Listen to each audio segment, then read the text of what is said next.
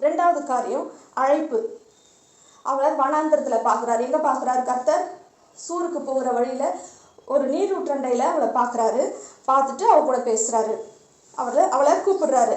என்னன்னு கூப்பிடுறாரு? சாராளின் அடிமை பெண்ணாகிய ஆகாரே. அவளை பெயர் சொல்லி அழைக்கிறார். அவர் நம்மளை பெயர் சொல்லி அழைக்கிற தேவனாக இருக்கிறார். பெயர் சொல்லி அழைக்கிறது மட்டும் இல்லை, அவளுக்கான அடையாளத்தையும் அவர் சொல்றார். அந்த இடத்துல அவளுடைய அடையாளம் என்ன? அடிமை பெண்ணாகிய ஆகார். யாருடைய அடிமை பெண்? அவள் சாராளுடைய அடிமை பெண். அவளுக்கு வேற எந்த அடையாளமும் கிடையாது. அவளுக்கு தாய் யாரு, தகப்பன் யாரெல்லாம் தெரியாது. ஆனா அவளை எகிப்திலிருந்து வந்த அடிமை பெண். அவள் இப்ப சாராளுக்கு அடிமை பெண்ணாக இருக்கிறாள். கர்த்தருக்கு அவளுடைய பேர் மட்டும் இல்லை, அவள் யாருன்னு மட்டும் இல்லை, அவள் யார்கிட்ட வேலை செய்யறா அப்படின்ற காரியமும் அவருக்கு தெரிந்திருக்கிறது. ஏசாயா 43 அதிகாரம் 1 இப்போதும் யாக்கோபே, உன்னை சிருஷ்டித்தவரும் இஸ்ரவேலே, உன்னை உருவாக்கினவரும் ஆகிய கர்த்தர் சொல்லுகிறதாவது, பயப்படாதே, உன்னை மீட்டுக் கொண்டேன், உன்னை பேர் சொல்லி அழைத்தேன், நீ என்னுடையவன். உன்னை பேர் சொல்லி அழைத்தேன். நம்மளை எப்படி அழைத்திருக்கிறார்? அவர் பேர் சொல்லி அழைத்திருக்கிறார். நம்மளுடைய பேரு இன்னைக்கு நம்மளை சுற்றி இருக்கிறவங்களுக்கு மட்டும் தான் தெரியும், வேற யாருக்கும் தெரியாதுன்னு நம்ம நினைச்சிருக்கோம். ஆனா நம்மளை உண்டாக்கின தேவன், நம்மளை சிருஷ்டித்த தேவன், அவருக்கு நம்மளுடைய பேர் நல்லாவே தெரியும். அவர் நம்மை பேர் சொல்லி அழைக்கிறவராய் இருக்கிறார். நீ என்னுடையவன். நம்ம யாருடையவர்கள்? அவருடையவர்கள். ஏசாயா 45 1 கர்த்தராகிய நான் அபிஷேகம் பண்ணின கோரேசுக்கு முன்பதாக ஜாதிகளை கீழ்ப்படுத்தி ராஜாக்களை இடைக்கட்டுகளை அவிழ்க்கும் படிக்கும், அவனுக்கு முன்பதாக வாசல்கள் பூட்டப்படாதிருக்கவும் கதவுகளை திறந்து வைக்கும் படிக்கும் அவனை பார்த்து அவன் வலது கையை பிடித்து கொண்டு அவனுக்கு சொல்லுகிறதாவது, நான் உனக்கு முன்னே போய் கோணலானவைகளை செவ்வையாக்குவேன், உன்னை பெயர் சொல்லி அழைக்கிற இஸ்ரவேலின் தேவனாகிய கர்த்தர் நானே என்று அறியும்படிக்கு. கோரேசையும் அவர் பெயர் சொல்லி அழைத்திருக்கிறார். என்ன சொல்றாரு? உன்னை பெயர் சொல்லி அழைக்கிற தேவன் நானே, நீ என்னுடையவன். அவர் நம்மளை பேர் சொல்லி அழைச்சிருக்கிறார்னா அப்ப நம்ம யாருடையவர்கள்? அவருடையவர்கள். நம்மளை தனிப்பட்ட முறையில தேவன் நம்மை அறிந்திருக்கிறார். நம்ம தாய் தகப்பன் புரிஞ்சு வச்சுக்கலன்னா என்ன, நம்ம கணவனோ மனைவியோ நம்மளை புரிஞ்சுக்கலன்னா என்ன, நம்ம பிள்ளைகள் நம்மளை புரிஞ்சுக்கலன்னா இல்லை. ஆனால் தேவன் உங்களை புரிந்து அவர் உங்களை நன்றாக அறிந்து வைத்திருக்கிறார். உங்களை தனிப்பட்ட முறையில் நீங்கள் என்ன செய்வீங்க, எங்கே போவீங்க, எங்கே வருவீங்க, எல்லாவற்றையும் அவர் உங்களை அறிந்து வைத்திருக்கிறார்.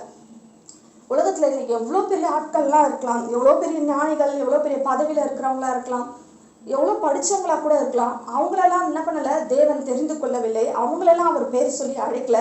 ஆனால் உங்களையும் என்னையும் அவர் பேர் சொல்லி அழைத்திருக்கிறார்.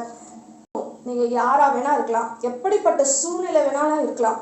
ஆனால் அவர் உங்களை நேசிக்கிறார், அவர் உங்களை அறிந்திருக்கிறார். ரொம்ப பர்சனலாக, ரொம்ப தனிப்பட்ட முறையில் அவர் உங்களை அறிந்திருக்கிறார். உங்கள் பேரை மட்டுமல்ல, உங்கள் அடையாளத்தையும் என்னவென்று சொல்ல அவரால் முடியும்.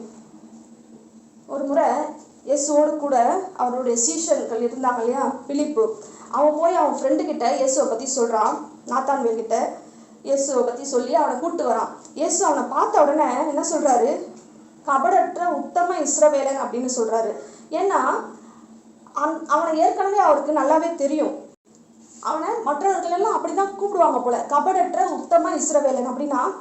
அவன் இருதயத்தில் எந்த ஒரு பொல்லாங்கான காரியமும் இல்லை, யாரை பற்றியும் எந்த பொல்லாத விஷயமோ தீமையான காரியங்கள் எல்லாம் அவன் நினைக்காம உத்தம இஸ்ரவேலனா அவன் இருக்கிறான். எல்லாரும் அவனை அப்படிதான் கூப்பிடுறாங்க. அதனால இயேசுவும் அவன் என்ன சொல்றாரு?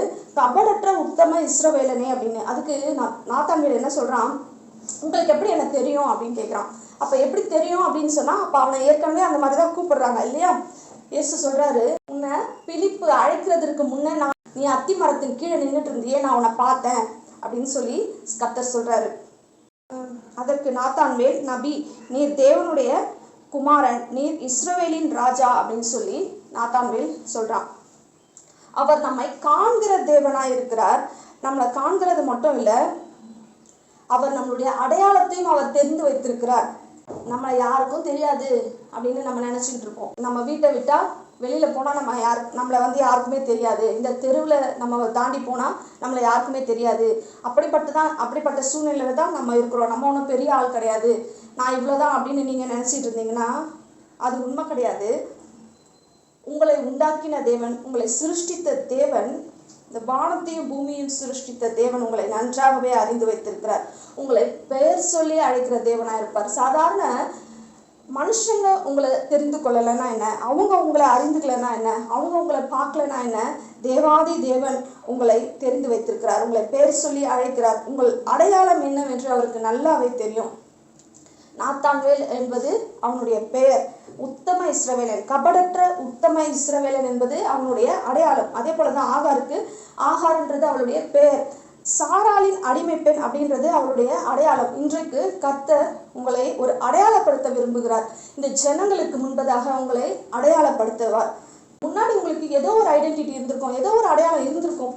ஆனால் நிச்சயமா அந்த அடையாளத்தை தேவன் கண்டினியூ பண்ண விரும்பலை. ஏன்னா அவருக்குள்ள நாம பரிசுத்தவான்களாக இருக்கிறோம். அதை தான் ஐடென்டிட்டி பண்ண விரும்புகிறார், அதை தான் அடையாளப்படுத்த விரும்புகிறார். இதுக்கு முன்னாடி நீங்கள் எப்படி வேணா இருந்துக்கலாம், இதுக்கு முன்னாடி உங்களுடைய அடையாளம் என்னவா வேணா இருக்கலாம். ஆனால் அவருக்குள்ள வந்த பிறகு உங்களுடைய அடையாளத்தை அவர் மாற்றி உங்களை பெயர் சொல்லி அழைத்து உங்களுடைய அடையாளத்தை அவர் மாற்ற வல்லவராக இருக்கிறார். நீங்கள் தெரிந்தெடுக்கப்பட்டவர்களாக இருக்கிறீர்கள்.